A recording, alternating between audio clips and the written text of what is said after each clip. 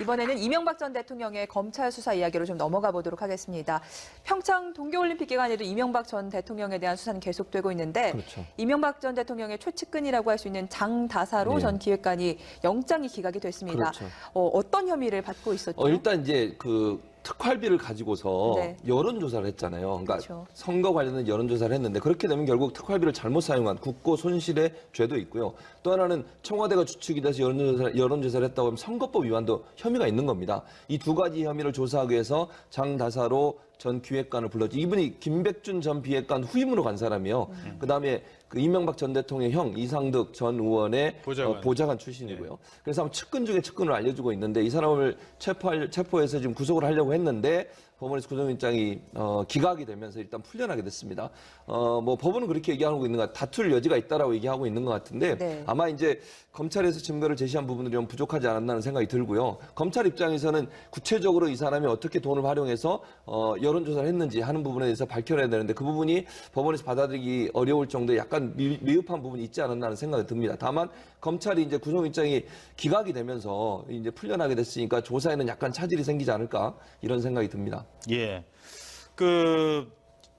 왜 기각이 됐다고 보십니까? 지금 이 가장 핵심적인 인물 가운데 한 사람인데. 일단 이제 이 장다사로는 네. 이명박 전 대통령이 측근 중 측근이고 지금도 이제 보좌를 하고 있어요. 네. 그래서 이제까지 측근들이 많이 검찰에 불려가면 진술 다 번복했잖아요. 그런데 이 사람은 다 부인했어요. 예. 부인하는데 지금 범죄 사실은 두 가지로 알려져 있습니다. 하나는 2008년도에 정무비서관을 하면서 국정으로부터 10억을 받아서 총선 여론조사를 하는 거예요. 18대 총선 여론조사. 그 부분에 대해서는 뭐 뇌물, 국고 손실 이런 혐의고요. 그다음에 19대 총선 때, 그러니까 2012년도에 총선이 실시된 다음에 허위로 용역계약서를 작성을 해요. 그래서 청와대 자금 한 8억 정도를 이제 빼돌린 데 관여했다는 두 가지 혐의거든요. 그런데 이제 범행을 다 부인하고 있는데 여기에서 제가 볼 때는 지금 구속영장 기각 사유 중에 죄책에 대해서 좀 다툴 여지가 있다는 얘기를 하고 있어요. 예. 그렇다고 한다면 영장 판사가 정확히 죄가 인정된다는 걸 이제 확신을 못하고 있다고 볼 수 있거든요. 예. 그런데 일반적으로 영장이 기각할 때 예를 들어서 범죄 사실에 소명이 됐다 이렇게 하면 영장을 재청구를 하지 않습니다. 그런데 지금 기각 사유가 범죄 소명하는데 좀 다툼이 있다고 얘기를 하고 있기 때문에 네. 그렇다면 검찰에서 제대로 수사를 안 했다는 얘기가 될 수 있거든요. 그렇죠. 그럼 검찰은 그때는 당연히 재청구를 보강 수사를 합니다.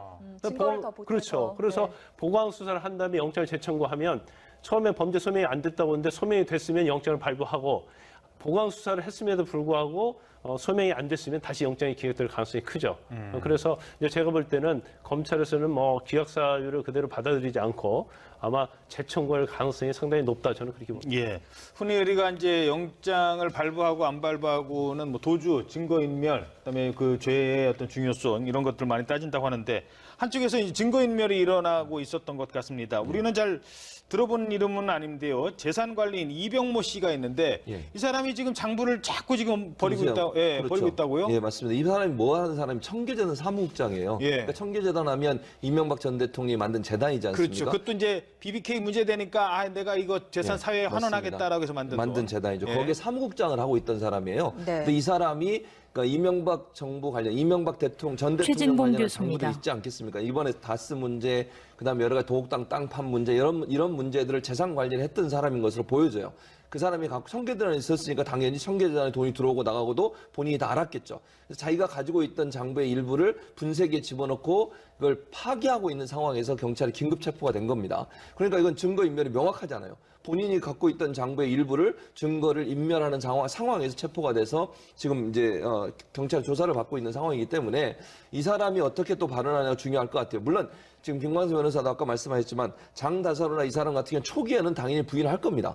그러나 지금 그 경향을 보면요. 이명박 전 대통령 관련 측근들이 초기에는 부인하다가 구속돼서 조사받는 과정에 조금씩 입을 열기 시작합니다. 그거는 결국 권력이 일정 부분 이제 어느 정도 사라졌다고 봐야 되지 않겠어요? 이재명 전 대통령 같은 경우에. 그런 상황에서 본인이 살기 위해서는 어쩔 수 없이 불어야 되는 상황이 될 것이고, 또 하나는 다른 측근들이 이미 여러 가지 증거들을 가지고서 얘기를 하고 있는 상황이에요. 예를 들면 김백준 전 청와대 기획관 같은 경우는 많은 사실을 지금 얘기하고 있는 것으로 알려지고 있고요. 김희중 전 비서관 같은 경우, 부속실장 같은 경우에도 얘기를 하고 있기 때문에 본인들이 얘기 안 한다고 해서 증거가 나오지 않는 상황이 아니라는 거죠. 그런 상황이라고 하면 본인들만 다칠 수 있는 상황에서 계속 입을 닫고 있을 가능성은 낮다. 그런 생각이 듭니다. 또 한 명의 관련 인물에게 구속영장이 청구됐는데 뉴스앤 이슈 계속 다스 이어집니다. 협력업체 이상으로 화면 해설 방송 대표라고 마칩니다. 해요. 지금까지 앵커 박상현이었습니다. YTN. 지금 받고 네네, 있는데 이용배 씨인데요. 이제 네. 금강이 다스의 아주 중요한 협력업체예요. 그런데 거기에서 한 50억 정도를 빼돌려서 이명박 전 대통령에게 준 것이 아니냐, 이제 그런 의심을 받고 있거든요. 그래서 네. 그 부분에 대해서 이제 검찰이 수사하고 있고요. 이제 방금 말한 그 이병모 청계전 사무국장이 사무국장.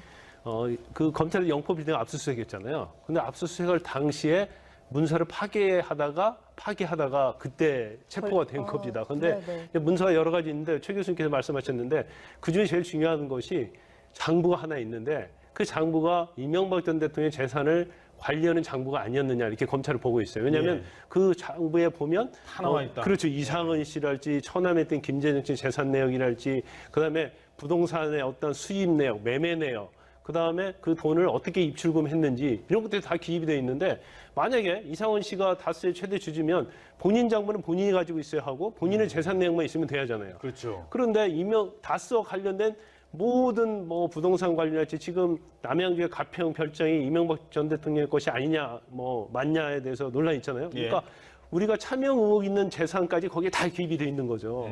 그렇다 본다면 이것은 굉장히 다스와 관련돼서 중요한 증거임에도 불구하고 이를 폐기하다가 그 자리에서 현장에서 긴급 체포가 된 겁니다.